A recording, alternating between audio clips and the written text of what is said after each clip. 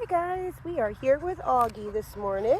Augie and I are out working on his leash healing, and we are at the top of my road right now. This is Mount Gallant right here, and we are working on just being calm around passing cars.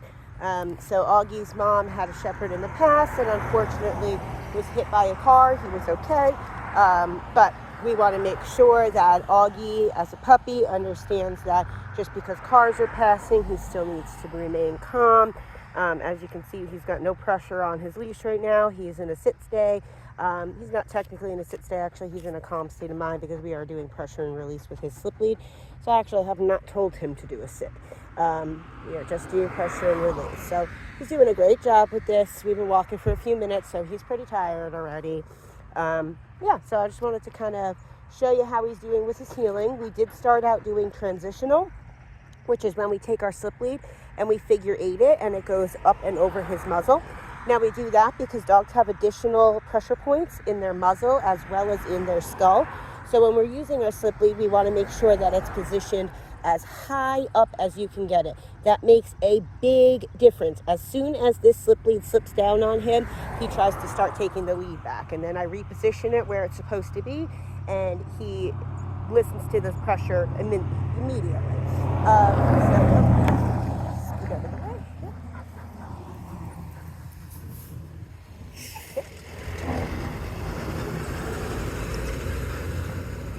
Good boy. So that was a big truck. I knew that was my garbage truck coming. So yeah, we are working on this leash healing, like I was saying. So I'll show you real quick with the transitional. Alright, so we just take this, still going to position high. We want that extra slack. You're going to figure eight it, and it's going to go, this is hard with one hand, bear with me. It's going to go up over his muzzle. Nice and high. It's just a touch. There we go. We don't want it like super snug on him. We just want it enough that we can apply pressure when we need to. So you can see I can fit all of my fingers underneath there. It is not tight, right? Yep. Right, so when we start moving, you can see I can apply pressure and I can communicate with him using that slip lead, and it applies pressure to those pressure points in his muzzle. So this requires an extremely loose hand. Okay, so a tiny little bit of pressure with this method communicates to him very quickly, which is awesome because you want to be able to communicate with your dog using just a tiny little tap on your leash. That would be much better than having to do these big, pops of the leash and wrapping this around your hand and, giving them all that pressure, right? So this, as you can see, literally just a pinky's worth of pressure put him into a sit position. That is all you need. It is less is more with this, right? We teach him only a tiny little force of pressure means you've gotten ahead of me. Heel. Then as soon as he gets ahead, check it out. See, look, I'm not even applying pressure, and you can see he felt that, right? He feels that, and there is but you can see how the leash is straight. He's feeling that, and he thinks, oh, that means I got to stop. Auggie. Now, the one thing that I'm working through with him is he's still in conditioning with this. We've only done this probably 3 times, I think, now with the transitional. He grinds his teeth a little, so that just personally gives me the heebie-jeebies. I hate that sound, and I can feel it when he does it. It's like, woo, I hate that. So if he does that, or if he paws at the leash or at the slip lead on his nose at all, just put him into a calm state and then just kind of relax him a little bit. Did you hear that truck? Right, so we're just going to kind of calm him down a little bit. I got hot dogs with me, so we're giving high-value treats while we're working with this. Yep. August. Good boy. Yep.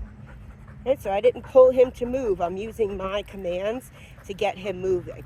The slip lead is, like I always say, it's like a seat belt when you're driving a car, right? You're driving the car still. Come on, boo-boo. Good boy. Come on, we got to get out of the road. Right, so you're driving the car still.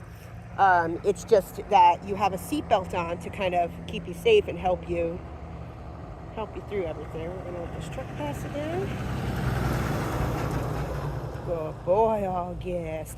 Now, right here, you can see how his, is this zoomed in? No, it's not. You can see how this has slid down to back over here. We want it up here, okay? So we don't want our silver loop way over here. Okay, so what we're gonna do if it has the transitional is we're gonna spin them both together at the same time. The one back here and the one there. You're gonna spin them simultaneously. Right, so we have loose pressure. You always want your loose leash. Yep. This just applies it to those additional pressure points, which kind of helps Auggie realize that I'm communicating with him a little bit quicker. Now again, this is a training tool, just like every other tool that we use. It's going to be used until Auggie knows in every situation that he needs to stay calm, and when he's healing, it means he needs to follow me. Now, when he doesn't have this on, he tends to want to go ahead. He's an alpha personality. He likes to take the lead. He's always wants to run and play and go. So he feels like, come on, baby boy. See how he's trailing behind? I'm not going to pull him because pressure means stop. So if I apply pressure to get him to move, it's like I'm saying, run this red light, and that's really confusing. So instead, if he trails behind and he's trying to like get that off his face, he's doing that because he's not in control, and he doesn't like that, right? That's the same with like what I was saying with the bath, with water. He doesn't hate water. He just doesn't like not being in control of the situation. If he feels like I can't do what I want when I want, he's like, man, I'm not gonna do it, right? And that's normal puppy stuff, normal dog stuff, right? It's just his personality. Come on, baby. Good boy. So I'm gonna use some encouraging tones. I'm gonna use my hot dogs. I'm gonna use myself. Good boy. To get him moving. Leave it. Right, so I just say leave it. If he kept going at that, just like that, I'm gonna put him into a calm down then. I'm gonna scratches. Good boy, baby. Good boy on there. Yeah. Good boy. Yep. Okay, now when we start moving, we don't want to apply pressure. That's the hardest thing. Come on, baby. That's the hardest thing with teaching him this. Once he comes home, he'll know it better, and you won't have to worry too much about that part. He won't be pawing at it as much, and he won't be trying to get it off of his face because he'll be used to it and conditioned to it by that point. But if he does that, and when he does that, that means that you are applying pressure. That's going to happen. It's weird to learn to have no pressure on a slip lead. You really need, come on, Babas. He's like, I am so over this. And every time I hit record on the camera, he's like, no, don't record me. You're just so good when I have the camera off and we're just listening to music. And then I hit record and he's like, don't record me. But anyway, yeah, so he's doing really good. He's, like I said, once he comes home, he won't be doing that as much. But if he is pawing at it and you notice that, that just means you're applying too much pressure. And you have to just kind of learn to let this really just rest and just use it as a way to say, hey, pay attention or calm down. That's it. And so right now, he sees my neighbor. So come on, baby. I'm going to encourage him to keep moving. Buddy, yeah. Gave him one little pop there. Come on, baby. No, leave it. Good boy. Little far ahead there. I'm going to slow him down. Slow him down. Now if I have to do one more pop, we're going to go to calm down. He knows we're getting close to the house and wants some water. So yeah, that's where we're at right now with our healing. Once we take this off of him, same idea. You're just going to keep that up high. Yep. You can see as soon as you take that off of him, see how far down it slid, one, and see how far ahead of him he is. Even when I do those pops, he wants to just go straight back in front of me like he's in free mode right now, right?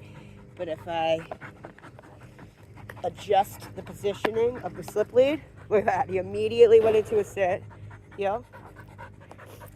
Totally different, right? So yeah, positioning is very important. You want to make sure that it is positioned on his pressure points, not on his trachea. So yeah, there we are with that. We'll be back with more of Mr. Auggie Doggies. Have a good one.